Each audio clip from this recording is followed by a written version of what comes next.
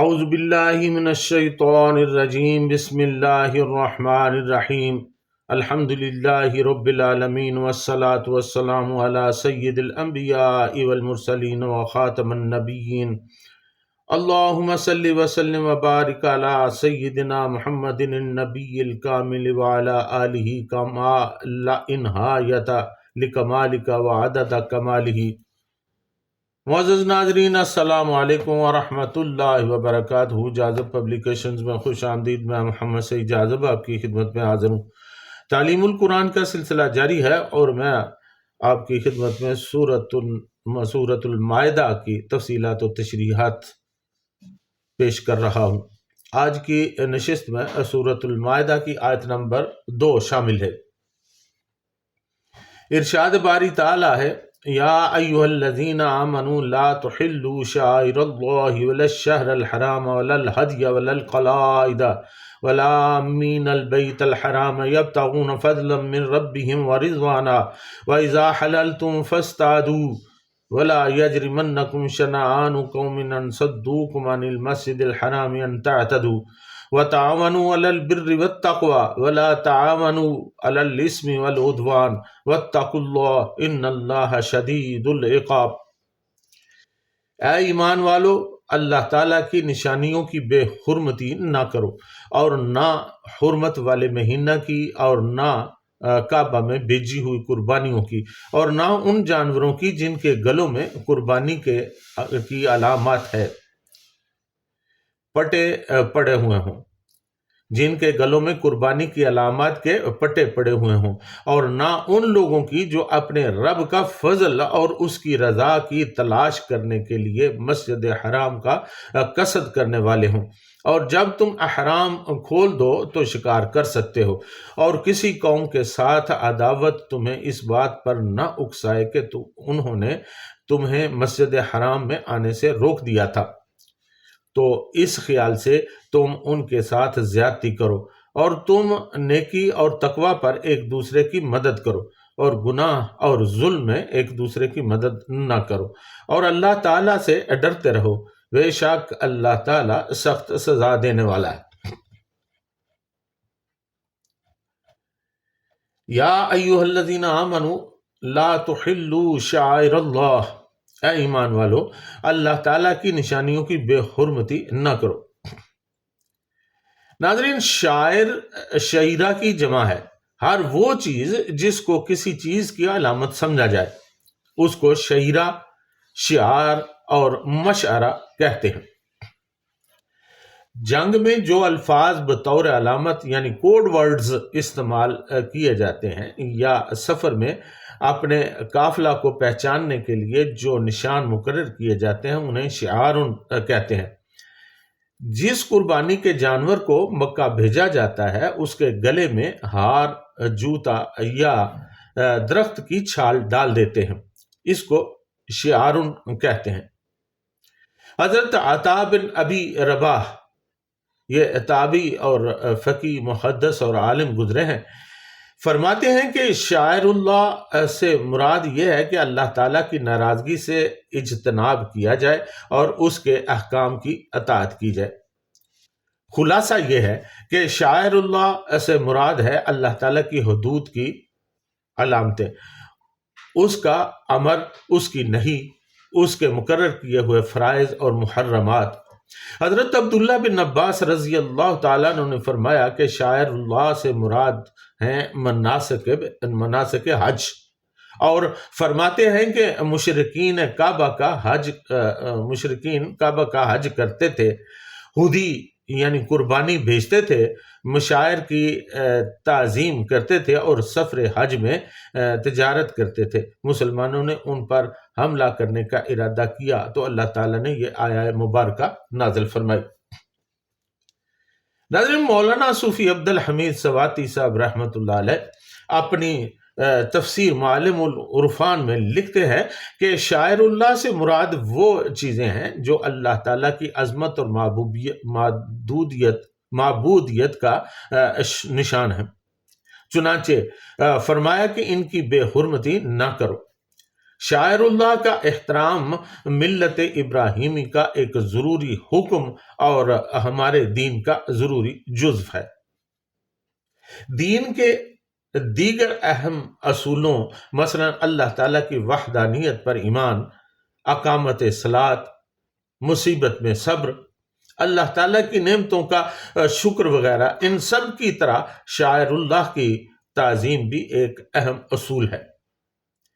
شاعر اللہ میں حرم شریف، جمرات، صفا و مروہ، قربانی، احرام، اذان، نماز اور تمام احکام شریعت داخل ہیں۔ صفا و مروہ کے متعلق پارہ نمبر 2 سورۃ البقرہ آیت نمبر 158 میں ارشاد باری تعالیٰ ہے، ان الصفا والمروہ من شعائر اللہ۔ صفا اور مروہ 2 پہاڑیاں اللہ تعالیٰ کی نشانیوں میں سے ہیں۔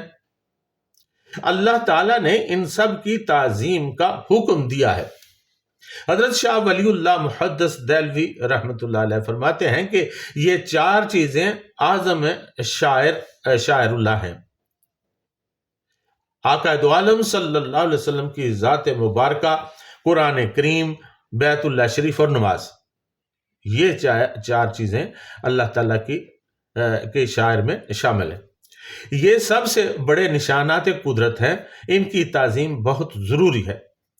پارہ نمبر 17 سورۃ الحج آیت نمبر 32 میں ارشاد باری تعالیٰ ہے، وَمَن يُعَظِّمْ شَعَائِرَ اللَّهِ فَإِنَّهَا مِن تَقْوَى الْقُلُوبِ وَمَن يُعَظِّمْ شَعَائِرَ اللَّهِ فَإِنَّهَا مِن تَقْوَى الْقُلُوبِ، اور جو اللہ تعالیٰ کی نشانیوں کی تعظیم کرے تو یہ دلوں کی پرہیزگاری سے ہے، یعنی اس کے دل میں تقوی موجود ہے، اور جو شخص تقوی سے خالی ہے اس سے شاعر اللہ کی تعظیم کی توقع نہیں کی جا سکتی۔ وَلَا الشَّهْرَ الْحَرَامَ، اور نہ حرمت والے مہینوں کی بے حرمتی کرو۔ ناظرین، حرمت یا ادب والے مہینے 4 ہیں۔ پارہ نمبر 10 سورۃ التوبہ آیت نمبر 36 میں ارشاد باری تعالیٰ ہے، ان عدت الشہور عند اللہ 12 شہرا فی کتاب اللہ یوم خلق السماوات والارض منها 4 حرم ذالک الدین القیم فلا تظلموا فیہن انفسکم وقاتلوا المشرکین کافۃ کما یقاتلونکم کافۃ۔ بے شک مہینوں کی گنتی اللہ تعالیٰ کے نزدیک کتاب اللہ میں 12 مہینے ہیں، جب سے اس نے آسمان اور زمین بنائے ہیں، ان میں سے 4 مہینے حرمت والے ہیں۔ یہ سیدھا سچا دین ہے، بس ان مہینوں میں اپنی جان پر ظلم نہ کرو اور مشرکوں سے ہر حال میں لڑو جیسا کہ وہ تم سے ہر وقت لڑتے ہیں۔ ناظرین، 12 مہینوں کا شمار قمری مہینوں یعنی چاند کے حساب سے ہے۔ ان 12 مہینوں میں 4 مہینے حرمت والے ہیں، جن میں سے 3 مہینے متصل ہیں یعنی ایک دوسرے کے بعد آتے ہیں، یعنی ذی قعد، ذوالحج اور محرم۔ یہ 3 مہینے متصل ہیں۔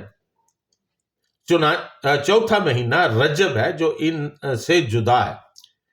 صحیح بخاری شریف میں حضرت ابو بکرہ بن مسروق رضی اللہ تعالیٰ عنہ سے روایت ہے کہ رسول اللہ صلی اللہ علیہ وسلم نے ارشاد فرمایا، زمانہ گھوم کر اسی حد پر آ چکا ہے جس دن اللہ تعالیٰ نے آسمانوں اور زمین کو پیدا کیا تھا۔ سال میں 12 مہینے ہیں، ان میں سے 4 حرمت والے ہیں، 3 مہینے متواتر ہیں، ذی قعد، ذوالحج اور محرم۔ رجب مضر کا مہینہ ہے جو جمادی اور شعبان کے درمیان ہے۔ ناظرین، عرب لوگ زمانہ جاہلیت میں بھی ان مہینوں کی تعظیم کرتے تھے اور ان میں قتال حرام جانتے تھے۔ ان مہینوں میں رجب کی تعظیم اس لیے کرتے تھے کہ اس میں عمرہ ادا کرتے تھے، اور باقی مہینوں کی تعظیم اس لیے کہ یہ مہینے حج کے لیے جانے، حج کرنے اور حج سے واپسی کے لیے مخصوص تھے۔ اللہ تعالیٰ نے اس کو سیدھا دین کہا ہے۔ حکم یہ ہے کہ ان 4 مہینوں میں لڑائی کرنا جائز نہیں۔ البتہ یہ بھی حکم ہے کہ ان مہینوں میں لڑائی کی ابتدا نہ کرو، لیکن اگر ان متبرک مہینوں میں کفار کی جانب سے لڑائی کی ابتدا کر دی جائے تو پھر اپنا دفاع ضرور کرو۔ پارہ نمبر 2 سورۃ البقرہ آیت نمبر 218 میں ارشاد باری تعالیٰ ہے، یسألونک عن الشہر الحرام قتال فیہ قل قتال فیہ کبیر وصد عن سبیل اللہ وکفر بہ والمسجد الحرام واخراج اہلہ منہ اکبر عند اللہ۔ وہ آپ صلی اللہ علیہ وسلم سے پوچھتے ہیں کہ حرمت کے مہینے میں جنگ کا کیا حکم ہے؟ آپ صلی اللہ علیہ وسلم ان سے فرما دیجئے کہ ان مہینوں میں لڑائی کرنا گناہ ہے، لیکن اللہ کی راہ سے روک دینا اور اس کے ساتھ کفر کرنا اور مسجد حرام سے روک دینا اور اس میں بسنے والوں کو اس سے نکال دینا اللہ تعالیٰ کے نزدیک اس سے بھی بڑے گناہ ہیں۔ یعنی حرمت والے مہینوں میں لڑائی سے پرہیز کرو، لیکن اگر کوئی اس سے بڑے گناہ کا مرتکب ہو جائے تو اس سے لڑائی کرنا جائز ہے۔ وَلَا الْحَدْيَ وَلَا الْقَلَائِدَ، اور نہ کعبہ میں بیچی ہوئی قربانیوں کی بے حرمتی کرو اور نہ ان جانوروں کی جن کے گلوں میں قربانی کی علامت کے پٹے پڑے ہوئے ہوں۔ ناظرین، ہادیون سے مراد وہ جانور اونٹ، بکری یا گائے ہیں جن کو بیت اللہ میں ہدیہ کیا جائے، اور القلائد قلادہ کی جمع ہے۔ قربانی کے جانوروں کے گلے میں قربانی کی علامت کے طور پر جو گھنٹیاں یا ہار یا دیگر چیزیں باندھی جاتی ہیں انہیں القلائد کہتے ہیں۔